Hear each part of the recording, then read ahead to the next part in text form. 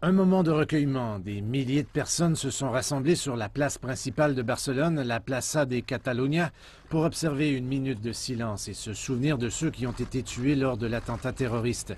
Le roi d'Espagne, le roi Felipe et le premier ministre Mariano Rajoy ont mené la cérémonie. Le silence a été rompu par un tonnerre d'applaudissements, une véritable éruption de bruit et de défiance.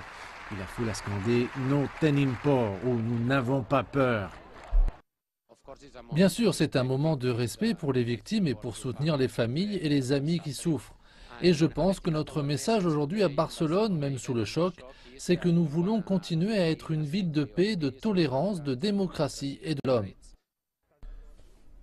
Parmi ceux qui dénoncent clairement ces atrocités, des membres de la communauté musulmane qui ont rapidement condamné l'attaque. Nous devons condamner cela et il est également de notre responsabilité d'informer les gens que l'islam et les vrais enseignements islamiques et le Coran ne soutiennent pas les actions de ces personnes.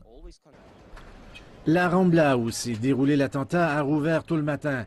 Des couronnes de fleurs parsemées le long de la zone piétonne constituent un sombre rappel de ces atrocités. De nombreux visiteurs étaient incapables de retenir leurs émotions.